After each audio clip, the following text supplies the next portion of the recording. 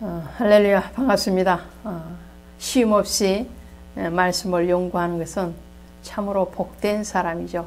유대인의 많은 복이 있지만 그 중에 가장 귀한 복은 말씀을 맡은 자의 복이라고 말씀을 하고 있죠.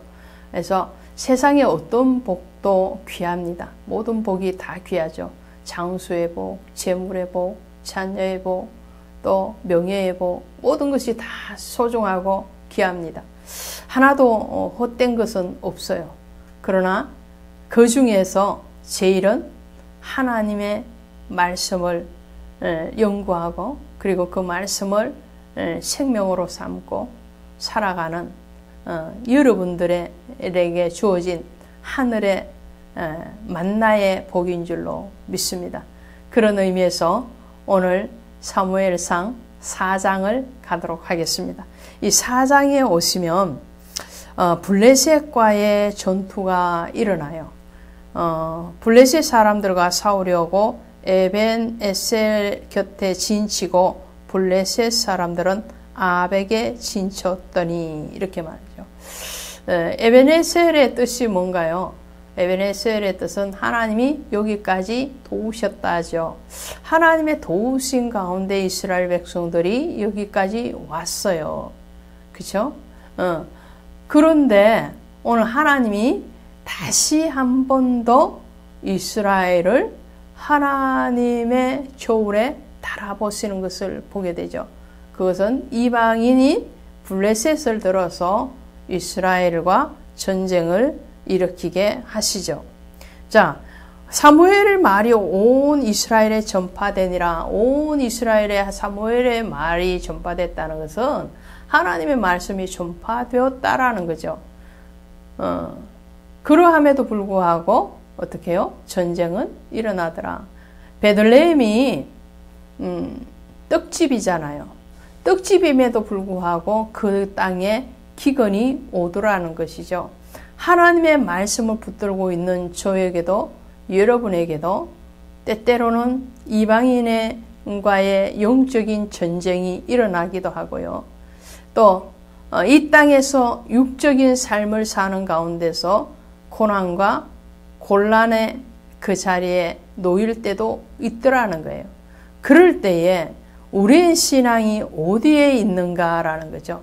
오늘 사무엘상 4장에서 블레셋과의 전투가 일어났는데 그때까지 제사장의 자리에 있었던 이 엘리와 엘리의 두 아들이죠. 홈느와 비느하스죠.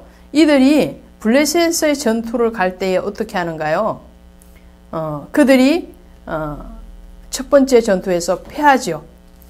그리고 난 뒤에 백성들이 진영에 돌아와서 이스라엘 장로들이 하나님께 여쭤봅니다. 오늘 블레셋 사람들 앞에 패하게 하셨는고 여호와의 언약궤를 실로에서 우리에게 가져다가 우리 중에 있게 하여 그것으로 우리의 원수들의 손에서 구원하게 하자 하고.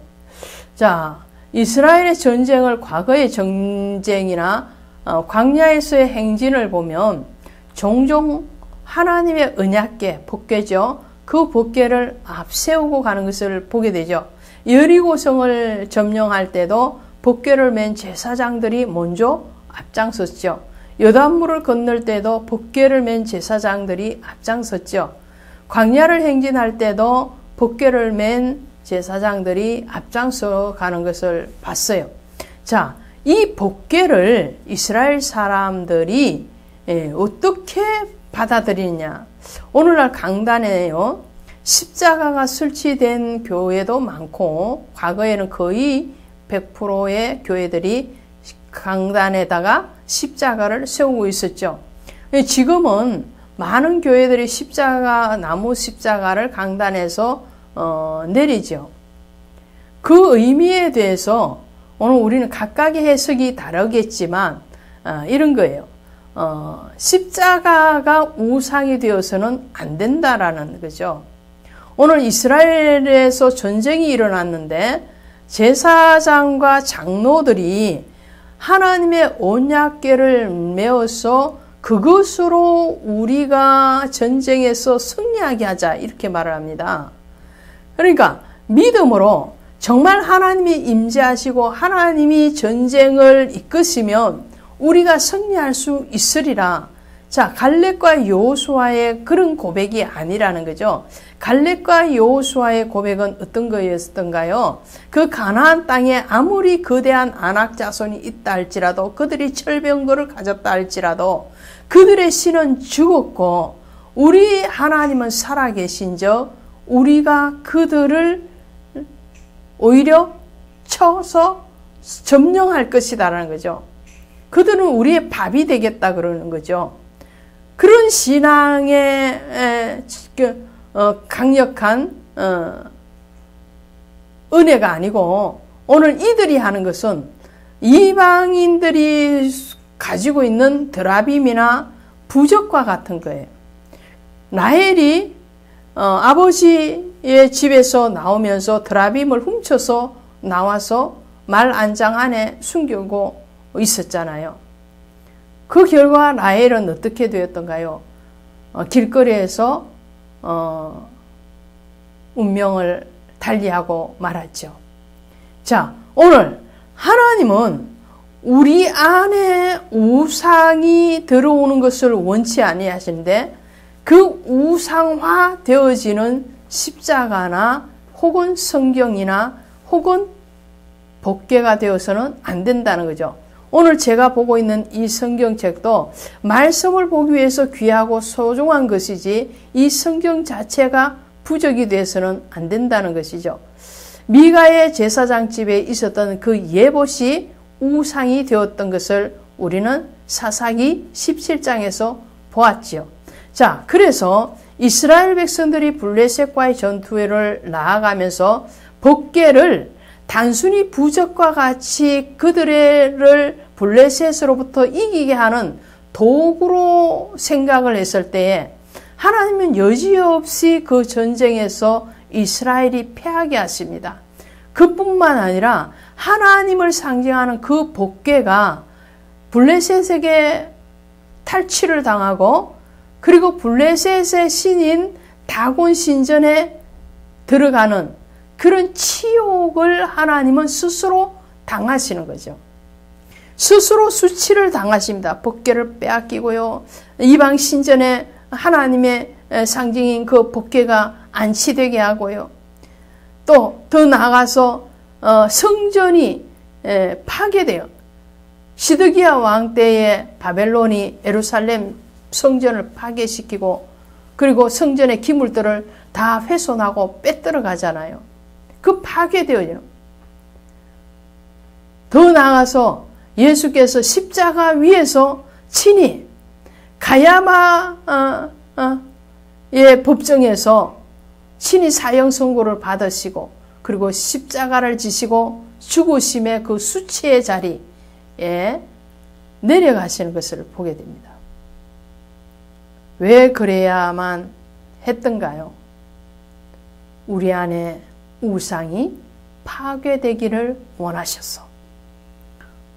오늘 우리에게 있는 것은 영이신 하나님이 계셔야 되는 것이지 어떤 보이는 그것이 우리를 주관하게 해서는 안 된다는 것을 말씀을 하죠.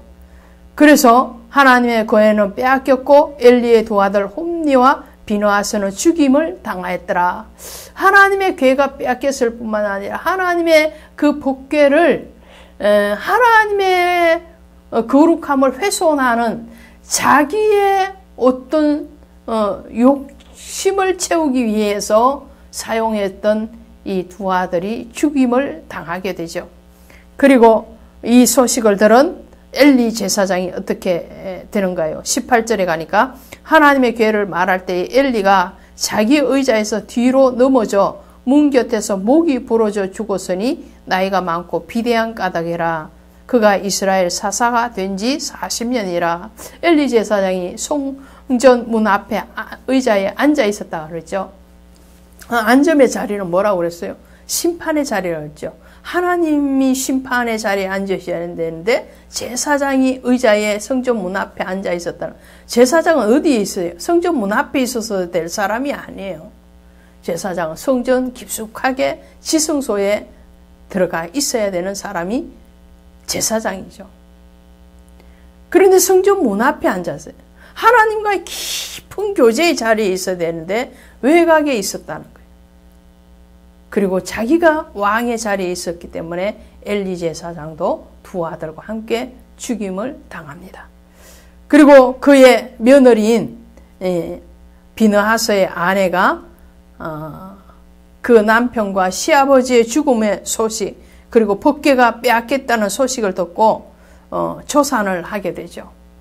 거기서 낳은 아들의 이름이 이가봇이라고 해요. 이가봇은 영광이 없다. 하나님의 궤가 빼앗겼고 그의 시아버지와 남편이 죽었기 때문이며 또 이러기를 하나님의 궤를 빼앗겼으므로 이 영광이 이스라엘에서 떠났다 하였더라. 그래서 이가봇이란 이스라엘에서 하나님의 영광이 떠났다는 거예요. 이가봇의 반대편의 말이 무엇인가요? 셰카이나죠. 셰카나. 이 셰카나는 영광이라는 하나님의 영광의 임재를 뜻하는 거예요. 자, 하나님의 영광이 성막에 가득 찰 때가 있었어요. 언제요?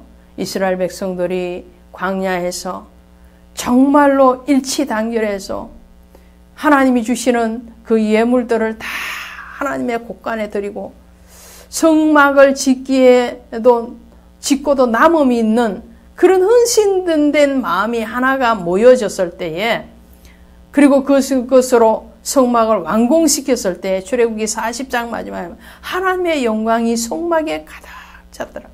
하나님의 영광이 가득 찬 셰카나와 오늘 이가봇은 전혀 다른 거죠. 하나님의 영광이 떠났다는, 그 떠났던 하나님의 영광이 언제 다시 성전의 성막 안에 가득하겠어요. 오늘 저와 여러분에게 혹시라도 하나님의 영이 떠나지 않기를 원합니다. 하나님의 영광이 오늘 저의 심령 안에, 여러분의 심령 안에, 그리고 섬기는 모든 교회와 가정 위에 충만하기를 주 예수의 이름으로 축원드립니다. 감사합니다.